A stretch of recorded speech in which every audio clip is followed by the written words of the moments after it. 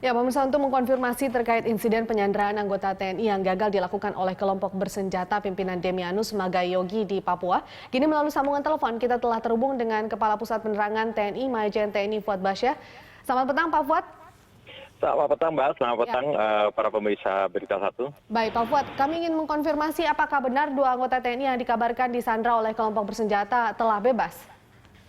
Iya, memang ada upaya-upaya awalnya untuk menyandera mereka dan ternyata mereka bisa meloloskan diri itu, Mbak.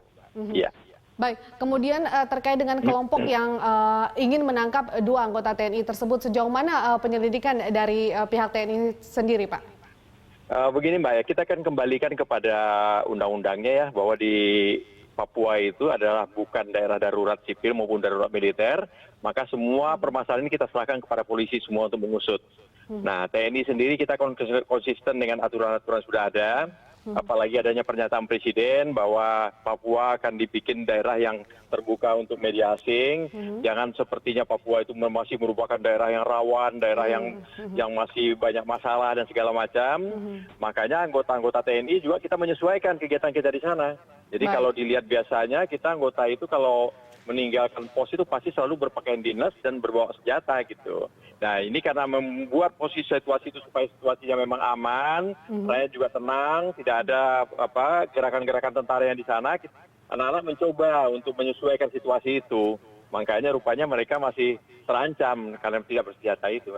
Baik, Pak Fuad, ini dari informasi yang kami terima selain dua anggota TNI ada seorang guru juga yang ikut disandra. Apakah sudah bebas begitu, Pak? Bagaimana sebenarnya kronologi penyanderaan yang sempat disampaikan oleh dua anggota TNI yang sudah bebas, Pak? Ya, saya kira mungkin semua juga sudah tahu ya. Tadi memang ada bertiga, ada guru satu orang di sana. Kemudian si gurunya tetap dibawa, tapi akhirnya sudah dilepaskan. Bu gurunya sudah dilepaskan. Yang tetap yang mereka anggap ditahan masih anggota kita, padahal sebenarnya anggota kita sudah lolos itu. Jadi penyanderaan ini dilaksanakan pada saat mereka sebenarnya mau pergi berbelanja ya dari desa tempat mereka tinggal ke Enarotali. Itu memang cukup jauh, itu harus menggunakan speedboat. Nah, rupanya di tengah jalan pada saat mau kembali itu ada permasalahan itu. Baik, sebenarnya tujuan penyanderaan mereka sendiri, Pak, apakah sejauh ini sudah diketahui begitu, Pak? Maksudnya untuk kelompoknya begitu? Iya. Ya, sebenarnya di sana kan semua saling mengenal, udah tahu semua ya. Ini kelompok sini, di daerah ini ada kelompok sini, kelompok sini, kelompok sini.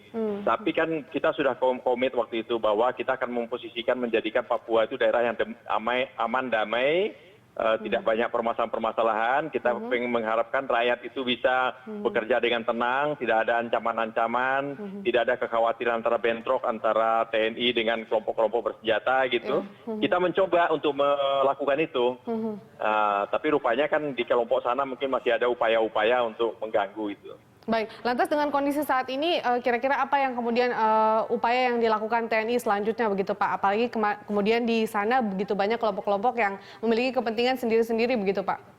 Ya, jadi secara aturan kita semuanya sudah kita serahkan kepada polisi. Nah, polisi yang akan mencari, polisi akan menertibkan. Apabila polisi membutuhkan tenaga kita seperti hanya kejadian di Aceh kemarin, maka kita akan membantu polisi sepenuhnya. Namun apabila kita membantu polisi itu bukan TNI yang melaksanakan operasi, tapi adalah operasi Polri yang diperkuat oleh TNI. Itu seperti itu. Nah, ke dalam sendiri kita akan menekankan kepada anggota bahwa harus lebih waspada. Memang kita mencoba untuk mengembalikan situasi itu situasi damai, aman, tentram gitu. Tapi kan rupanya masih ada kekhawatiran-kekhawatiran seperti itu. Maka kita akan tetap menekankan kepada anak-anak bahwa kewaspadaan harus selalu ditingkatkan.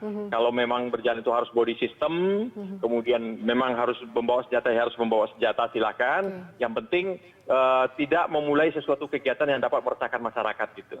Baik, artinya tidak juga hanya melindungi anggota TNI-nya, tapi juga masyarakat yang berada di Papua. Terima kasih, itu yang harus, itu yang utama, Mbak. Ya. Baik, terima kasih Pak Fuad Basyah sudah bergabung bersama kami di Prime Time.